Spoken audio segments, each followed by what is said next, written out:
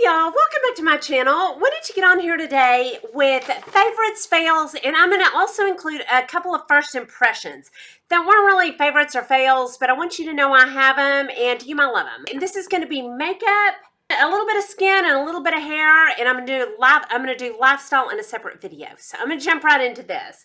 I'm going to start with my fails as usual, and the first one, y'all, have quite a few. I have quite a few fails this month. The first one is the CoverGirl True Blend Skin Smoothing Primer. I'm obsessed with finding more and more blurring primers. I was hoping this was going to be one, but it wasn't. This felt more like a cream moisturizer to me. It had a very strong fragrance I didn't care for. Yeah, I just didn't care for this at all. It felt more like a cream moisturizer, and I'm not looking for another moisturizer in my primer. This was a big fail for me. I used it once. Next, I tried a Stila concealer. This is a concealer in a pot, and this looked greasy under my eyes. It didn't feel particularly moisturizing. It almost was like I put a concealer and petroleum jelly, Vaseline, under my eyes. I did not care for this so much that I looked up the ingredients on it. Third ingredient, petrolatum. It did feel like Vaseline under my eyes. I did not care for it. It made them look slick and shiny. Okay, next, I tried the Lorac Behind the Scenes Eye Primer. This was a fail for me because I couldn't really tell it was doing anything. Now, I love the Smashbox Eye Primer and I love the CoverGirl Lid Lock equally. Both of those, I can really tell they make my eyeshadow go on better and stay on better. I really couldn't tell anything with this. It didn't seem to make anything more pigmented or go on better or last longer. So I did not care for that. I just was kind of like I didn't do anything. Okay, next, I'm going to move on to some makeup favorites. And I'm going to start with one of my favorite concealers I have ever tried in my life, and that is the Maybelline Superstay. I've worn this the better part of a month, and I picked this to wear to a nice wedding. I wore this to a massage one day, and my face was pressed into that little pillow. This stayed perfect. I put it on this morning at about 9 o'clock. I went to the gym and had a sweaty workout. I have not touched up my concealer. This is making touch-up concealers obsolete for me. I don't ever have to touch it during the day. And it's like that every single time I do it. I'm like, is it really that good? I tried again. Yes, it's really that good. Now, the packaging is not impressive. It's a little kind of flimsy squeezy tube.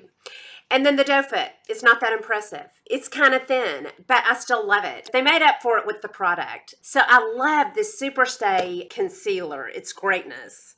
Okay, next I have another Maybelline product, and this is a first impression. I've used this probably for about a week. It's the Maybelline Dream Urban Cover Full Coverage Makeup with a sunscreen of a 50. That's what I have on today, and this is beautiful. The application of it is lovely. It is a medium cover though. This is not a full cover, so I usually apply it twice. I put it on my face, blend it out, put it on my face again, and blend it out. Or it's beautiful mixed with the matte and poreless. I've done that, and that is my perfect way to wear this one. It also is a skin finish leaning on me, dewy.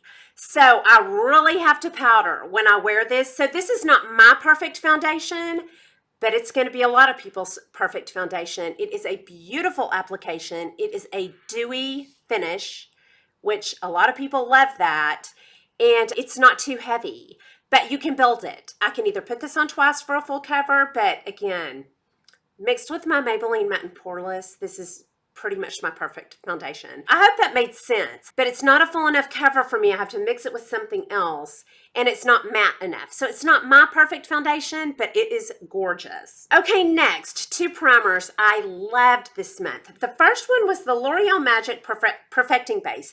I have had this sitting over here for forever because I was like, what? In that little pot? I have to dig it out. But I finally made myself pull it out and use it. I use it with a little paddle brush, this one or an Eco Tools, and I will link these. And I just dip it in here and then I paint it on. And then I bounce it out with a little beauty blender. Y'all, this is so blurring. This is as good as my NYX Angel Veil. It operates very much like my NYX Angel Veil. Nice and blurring, really nice. And then I also picked up the Too Faced Primed and Peachy Cooling Matte Skin Perfecting Primer. Heard about this on LisaJ's channel. She was loving on this. I used this today under the Urban Dream cover by Maybelline to see if I could mattify it, and it did help. So I really like this. I think this does help mattify, but it also blurs. This is a really nice blurring primer that just keeps you a little more matte than you would be. Hold on. It's that. Doesn't have too much of a silicone slip, but maybe a little bit. And just kind of blurs stuff out and keeps me a little bit more matte than I would be. And this is really nice. Okay, next, a couple of bronzers.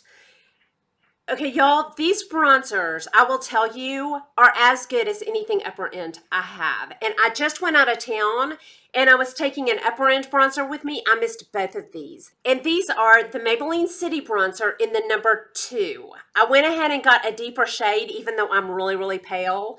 And the Milani in the number 2. I'll start with the Maybelline City Bronzer. Y'all, this reminds me of my Anastasia Rosewood. It's not quite as cool, but when every time I put it on, I get that same kind of cool look with it that's almost between, it's like a bronzer with a little bit of a blush in it. It's up there with my Anastasia Rosewood.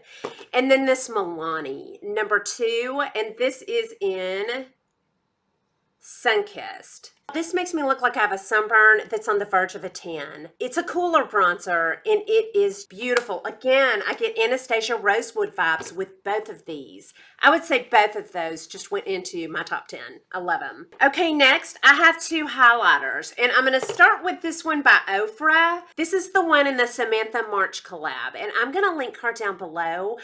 I love Samantha, but I don't know Samantha. I did want to support her. I love this so much. It doesn't matter if she's attached to it or not. It comes in pink on this side and this side, and then more of a white gold here and here. I'm going to do the pink on one side and the gold on the other. That pink, it looks like water on my skin. And I'm going to just kind of run it across the pinks. And then we're going to put that pink on. And I'm going to show y'all how dramatic it is. But it doesn't show a lot of texture. It is so beautiful. And I always put it right here on the tops of my cheeks for a little lift. And then if it causes any texture, I get my Beauty Blender out and just bounce it. Bounce that Beauty Blender out and smooth it. We're going to do the gold on the other side. And I'll tell you what I like about this gold. It's like a white gold. It doesn't darken my face. As pale as I am, it's beautiful. Both of those are high-powered highlighters. And then I get a Beauty Blender because I don't walk around with that much highlighter on. And bounce it out with a Beauty Blender. So I love this Ofra highlighter from the Samantha March collab. I would not send my girls over to get something that wasn't good. That was a great job by Samantha March. I picked up another one, and this is a Stila, and this is in Opulescence. It looks like it would be real dramatic, but it goes on so pretty and subtle. For every day, okay, look at that. Has a little bit, looks like a gold sheen, but okay, I'm going around in that really good. And that's what I get off of it. So I like to put this on with one of 2 brushes, either a Real Techniques brush, and I really, dig it around there good, and I already have some on, but then just tap it on, and I get a nice little lift on the tops of my cheeks without it being too much. This is a beautiful everyday highlighter. Or I put it on with, I just ordered the brushes from the Lisa D1, her favorites from the Louise Young collection. I'm still testing them out, so I can't put them in my favorites. But I love this brush for highlighter. I love it because it's nice and stiff. It is perfect to get more pigment on a highlighter. So I'm going to have more highlighter on, y'all. So I love that too, but still testing that out. A dense brush, and this is beautiful for every day. Okay, next, 2 blushes. I'm going to start with this convertible blush by Stila. It's the Gerbera. One of you girls told me about this, and this is such a beautiful, lifting blush. It's a convertible that you can wear on your cheeks, on your lips. I think you can wear it anywhere. And this is very lifting on my cheeks. And it's peach with a little bit of a pink underneath it, but predominantly peach, but very brightening. Now, if you pick one of these up and try it, they're a little bit sticky feeling at first.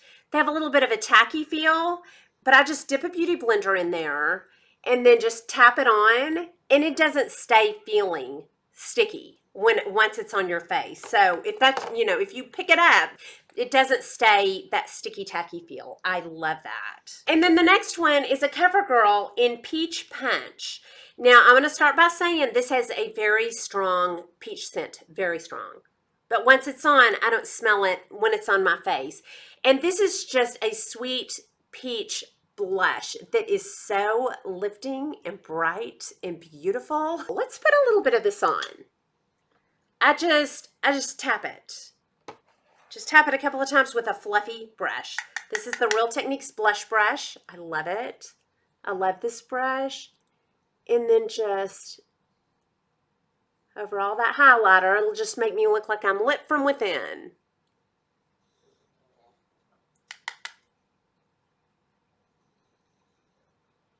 So that is the CoverGirl Peach Punch, and it is beautiful, and I think under $5. Okay, next, an eyeliner that I am passionate about, y'all. This e.l.f. Intense Ink Eyeliner. It's what I have on today. I get a perfect line with this every time I wear it, and it looks like a fatter applicator. But I can go thin over here, and then I can get thicker. You can see it gets thicker and then come out into a wing that I need to work on.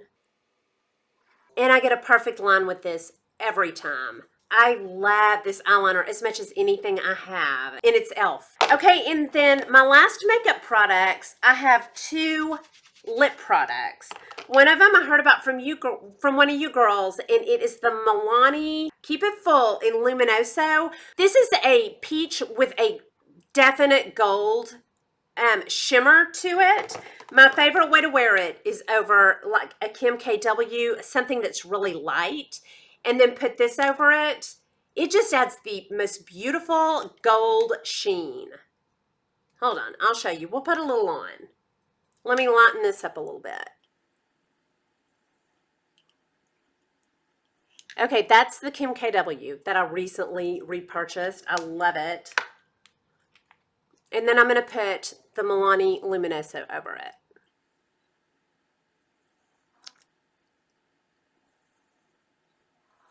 And that's it with the Milani Luminoso. It is beautiful. I'm really enjoying that. And then I've had this for a while, but I don't think it's ever been in a favorites video, and I love it. It's the Milani Matte Innocence.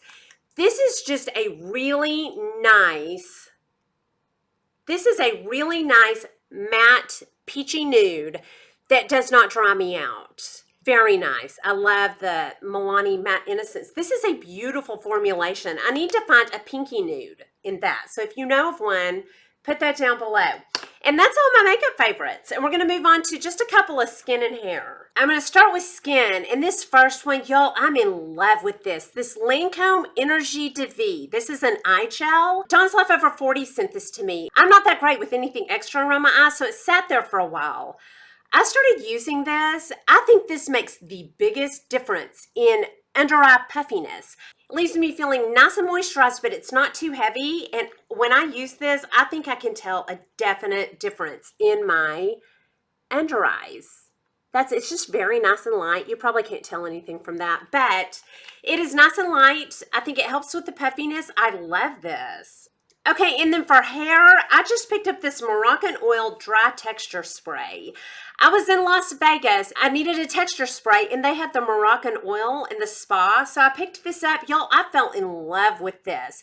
If I was comparing it to my Holy Grail Living Proof Dry Volume Blast, this gave me some texture and some volume, but I think it left my hair feeling also a little bit cleaner. I went 2 more days after I started using this. I was able to really spray it in there good, keep my volume, added a little bit of texture, but it didn't make me feel dirty. So I love this. I don't know if it will end up ahead of the Living Proof. I may just end up keeping both of them. I loved that. And that is all my favorites and fails for makeup, hair, and skin for the month of July. Yeah, for the month of July. Y'all let me know down below anything that y'all are loving right now, because you know I want to pick it up and love it with you. Hope you enjoyed this video. If you did, please like and subscribe. Leave comments and questions down below, and I'll talk to y'all soon. Y'all have a good day. Bye.